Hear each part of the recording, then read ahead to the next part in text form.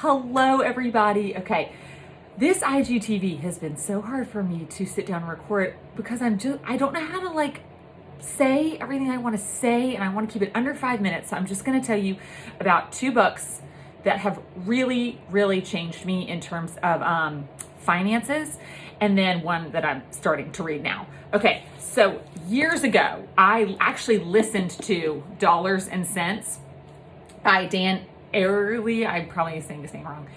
This book was awesome. I listened to it on Hoopla, so your library might allow you to listen to it, but it is all about behavioral economics, and specifically in terms of money. And so many of the things, I'm just going to give you one example, and hopefully it wets your whistle to want to read this book. He gives this story about, I believe it's JCPenney, and how JCPenney used to have things and they would mark them. They would be a certain price and then they would put them on sale. Then a new CEO came in, and the CEO was like, let's quit marking up prices and putting things on sale. Let's just have things for sale of what they should cost, not have all these sales all the time. And guess what, y'all? Sales plummeted because people love a sale. We mentally love when things are on sale. And it's a really, really common practice would be to mark up prices, put them on sale, mark up prices, put them on sale, not just at JCPenney, because people love a sale. And a lot of the times in our brains, we're constantly thinking about how we're saving money and not how we're spending money. So he gives the example of going to JCPenney, a pair of pants that's normally $80 is 50% off. So they're $40 pants, and you're like, I am saving $40. But if you never needed the pants to begin with, you're not actually saving $40. You're spending $40 on a pair of pants. You're going to spend $40 of your own money to buy this pair of pants. So there is so much in this book that talks about anchoring, how we ascribe value to different things that we own, the different things that we value. It is awesome. Highly suggest Dollars and Cents. Just to get your brain turning about how you spend money, why you spend money the way that you do. It's fascinating. Okay, book number 2, The Psychology of Money. I can't even figure out how to sum it up for you. I loved this book. Nate suggested this book to me because he read it and really, really liked it. The first half has a lot to do with big picture stuff. I loved the first half. The second half was a little bit more I had some questions for Nate, just because he's way more well-versed in financial terms than I am. However, you do not have to be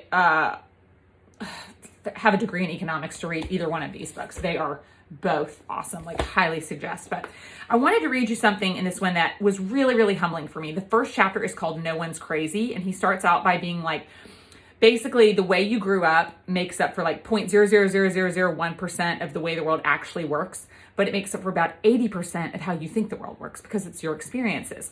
And I just thought this was very, very humbling when I read it. He says, take, for example, lottery tickets.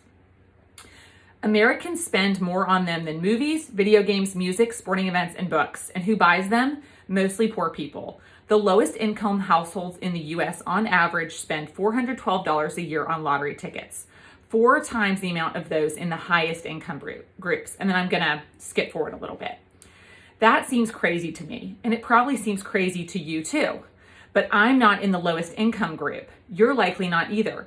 So it's hard for many of us to intuitively grasp the subconscious reasoning of low-income lottery ticket buyers. But strain a little and you can imagine it going something like this. So this is him thinking for someone buying a lottery ticket. We live paycheck to paycheck and saving seems out of reach. Our prospects for much higher wages seem out of reach. We can't afford nice vacations, new cars, health insurance, or homes in safe neighborhoods. We can't put our kids through college without crippling debt. Much of the stuff you people who read finance books either have now or have a good chance of getting, we don't. Buying a lottery ticket is the only time in our lives we can hold a tangible dream of getting the good stuff that you already have and take for granted. We are paying for a dream, and you may not understand that because you're already living the dream. That's why we buy more tickets than you do. I think he's not saying this is true about every single person that buys a lottery ticket. He's 100% not saying that. I think he's just trying to give a really strong example of the way somebody might think when they're making a decision that might seem crazy to you, but is not crazy at all to them. Oh, I just loved it. I would just read something and be like, wow, it just really got me thinking. So cannot suggest this book enough. Really loved it. The book I am now reading is The Opposite of Spoiled. I just started it. It's raising kids who are grounded, generous, and smart about money. So he is gonna, I believe, from what I've read in the first chapter, like make the argument that money is something that we should be talking about with our kids. And he's gonna go through, he asked on his Facebook some questions. And these were some of the questions that kids have asked their parents. And I was like, wow. It says, why is that person asking for money at the red light? Shouldn't we give our second home to someone who doesn't have one? Why don't we have a second home? Do you make less money than daddy? Are we poor? Are people without nice clothes lazy? Will we run out of money now that you don't have a job? Just all these different questions that come back to money that kids ask. And I guess in the book, he's saying that, like a lot of parents just have no idea how to talk to their children about money, no idea when, what age. And then I think he's going to go into like some good principles to discuss with kids. So I'm really, really excited about this one. So 3 books that I have, I've only started this one, but 2 books that I have loved on the topic, like just been really, really good things for me to think about. I think I went over 5 minutes, but I was close.